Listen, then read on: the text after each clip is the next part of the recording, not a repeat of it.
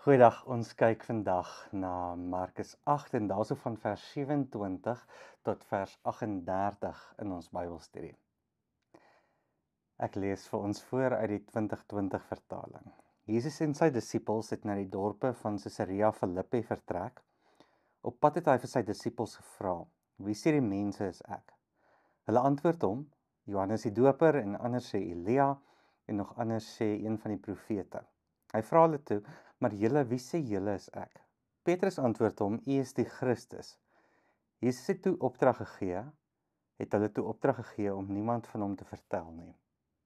Hy het begin om hulle te leer dat die Seun van die Mens baie moet ly deur die familiehoofde, leierpriesters en skrifkenners, verwerp en doodgemaak moet word, en na 3 dae moet opstaan. Hy het openlik hieroor gepraat. Petrus het hom eenkant toe geneem en hom begin berispe, maar hy het omgedraai na sy disippels gekyk en Petrus berispe: "Gaan weg agter my, Satan, want jy bedink nie die dinge van God nie, maar die dinge van mense."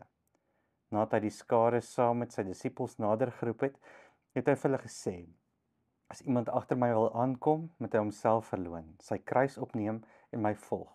Want wie sy lewe wil red, sal dit verloor. Maar wie sy lewe ter wille van my en die evangelie verloor, sal dit red. Wat baat dit 'n mens immers as hy die hele wêreld as wins bekom, maar sy lewe verloor? Wat sou 'n mens gee as losprys vir sy lewe? Want wie hom vir my en my woorde skaam in hierdie owerspelige en sondige geslag, vir hom sal die Seun van die Mens hom skaam, wanneer hy in die heerlikheid van sy Vader kom, saam met die heilige engele." Nou, in hierdie gedeelte sien ons hoe die vraag gevra word: "Maar wie is Jesus?" En Petrus antwoord reg, maar hy's ook verkeerd, want hy besef nie wie Jesus werklik is nie. So as ons dan vir onsself die vraag sou afvra: wat beteken dit vir jou om Jesus as Messias te bely, is dit nogal baie relevant in deel van hierdie gedeelte. Wat ons ook in ag moet neem, is dat Markus geskryf is vir die gemeente in Rome wat vervolging sou ervaar. Ons weet dat eer en skande en hoe jy in die publiek optree 'n rol speel, so hoe Petrus Jesus dan berispe, speel 'n rol, en ook dan hierdie term van wat dit beteken om Messias te wees. So Caesarea Philippi is 'n politieke en godsdienstige sentrum. Dis die tempel vir Caesar en ook vir Pan, een van die gode. Christus beteken gesalfde, dit beteken Messias, en waarom sou Jesus dit dan verbied laat hierdie moet versprei? En ons sien dan hoe iets wat as die Messias geheim hier 'n rol speel. Nou die Messias geheim sou gewees het waar Jesus sê, maar moenie vir mense gaan vertel nie. Hoekom hy vir mense sê moenie gaan vertel nie, sien ons eintlik ook in hierdie gedeelte van vers 31. Hy het begin om hulle te leer dat die Seun van die Mens baie moet ly, deur die familiehoofde, leierpriesters en skrifkenners verwerp en doodgemaak moet word, en na 3 dae moet opstaan. Hulle moenie gaan vertel nie, want hulle weet nog nie wat om te vertel nie. Hulle weet nie wat dit beteken dat hy Messias is nie, want die Jode sou verwag het dat 'n Messias die verlosser sou kom, maar hierdie verlosser sou moes kom teen die mense wat die mag is van daardie tyd. En eintlik kom verlos Jesus mense om mense te wees. Dat hulle vryheid het en reg het en eer het binne hulle samelewing en plek het voor God. As ons kyk na vers 31, sien ons hierdie moedgebeur, dit dui op 'n goddelike noodsaaklikheid. Dis nie toevallige lyding nie. Die Seun van die Mens moet baie ly, verwerp word en opstaan. En dis 'n verwysing ook na Jesaja 53, na die lydende knegg. Hy's verag en deur mense verwerp, deurboor vir ons oortredings.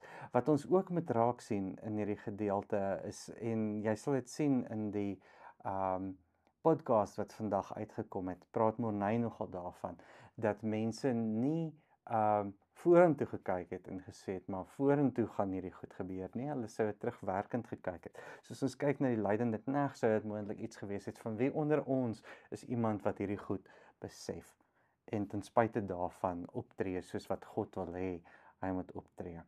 Hierso sien ons dan Jesus voldoen aan hierdie kriteria, maar dit is anders as wat hulle gedink het. En daarom verstaan Petrus wie die Messias is, maar hy verstaan ook nie. Hy verstaan dat Jesus die Messias is in nou net kyk wat daai verse in vers 29 wat sê U is die Christus.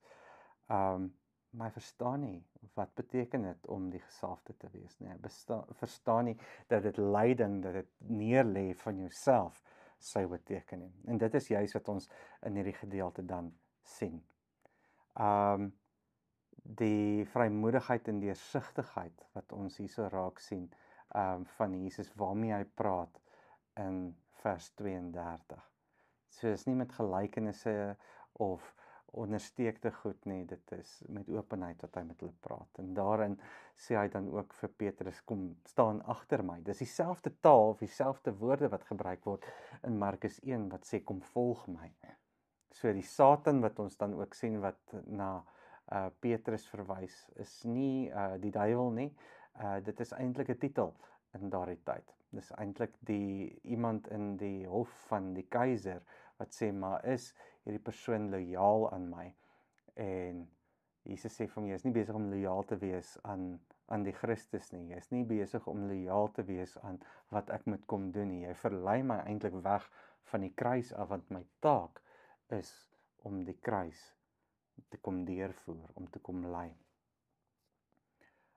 So dis dieselfde woord wat gebruik word in Markus 1 vers 17. So Jesus identifiseer Petrus se verleiding met Satan se versukking in Matteus 4 om die koninkryk sonder 'n kruis te hê. Dit speel in daai eer en skande kultuur. Petrus wil Jesus beskerm teen publieke vernedering. Jy kan nie so sê nie, Jesus, jy kan nie sê jy moet kom lei nie. Dit is nie goed vir 'n leier van jou statuur om dit te kom sê nie. Maar Jesus kom leer dat ware eer deur getrouheid kom en nie deur sosiale aanvaarding nie. Die woorde van vers 34 van ontken jouself is 'n radikale finale besluit om jouself af te sly. Teenoor neem jou kruis op is 'n aktiewe woord. Dit is 'n aktiewe keuse om die pad van selfopoffering te kom kies. Volg my is ook 'n daaglikse aanhoudende handeling van volgelingskap. So die kruis was 'n Romeinse instrument gewees van vernedering, nie net prei nie. Dit is 'n manier gewees om mense uit die samelewing uit af te sny. En om self te dra was om sosiale skande te dra, 'n totale oorgawe aan 'n misdadiger se lot te aanvaar. So Jesus kom roep sy volgelinge om hulle self te assosieer met die ergste vorm van publieke uitsluiting. Maar dit vra ook dan, as jy jouself afsny van hierdie kultuur se koninkryk, erken jy eintlik jou burgerskap van God se koninkryk. Wie sy lewe wil red, sal dit verloor, sien ons in vers 35 en 37. So die woord daarso vir vernietig is nie net verloor nie, is 'n aktiewe daad vir selfondergang. As jou lewe, jou siel, jou identiteit, jouself, jou siege word neergelê. Dis 'n handelsterm wat ons hierso raak sien. 'n Mens kan alles in die wêreld kry, maar as jy jou wese verloor, is dit 'n katastrofiese ruiltransaksie. So die vraag is aan watter koninkryk onderskryf jy? Dis nogal uniek aan Markus. Jesus sê ter wille van my die evangelie. Disippelskap is 'n persoonlike lojaliteit en 'n publieke sending deelname. Skaam wees vir Jesus beteken die verwerping voor God. So om skaam te wees in die sin van publieke vernedering of lojaliteitsontkenning. Binne hierdie eer en skande kultuur om Jesus se pad te aanvaar beteken om bewus en openlik teenoor die stroom van die kulturele verwagtinge te swem. Jesus identifiseer homself met sy woorde. Sy lering is onlosmaaklik deel van sy identiteit en van sy goddelike gesag. Dit verwys nogal na Daniël 7. Jesus, die seun van die mens, kom in heerlikheid met die engele. Daai saam met die heilige engele sê iets van hier is die afsluiting. Dit is wat moet gebeur. Is apokaliptiese of eskatologiese taal wat hierso gebruik word. Dis nie net 'n simboliese beeld nie. Dit is hierdie moet gebeur. Hierdie is wat hulle voorspel het. Dis die dag van die Here wat aan die kom is. Sosiaal beteken hierdie oproep tot kruisdra 'n afwyking van 'n tipiese politiese Messias en een wat eer by nie die samelewing plaas nie, maar op 'n ander vlak. Gemeenskaplike dra van skande word 'n bron van eer. Ons behoort aan hom. Dit kos vir ons iets en selfs al kos dit vir ons iets. Mens kan vra vir vandag, hoe kan 'n mens hierdie toepas? Hoe verstaan ons disippelskap in 'n wêreld waar selfbevordering moet plaasvind? Waar moet ek my eie agenda los en Jesus se pad kom volg? Is daar plekke waar ek vir Jesus skaam is, wat ek nie vir Jesus kan saamvat nie? Wat beteken dit om vandag jou kruis op te neem in jou konteks?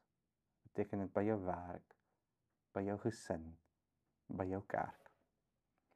Jesus se identiteit en sy pad is onafskeidbaar.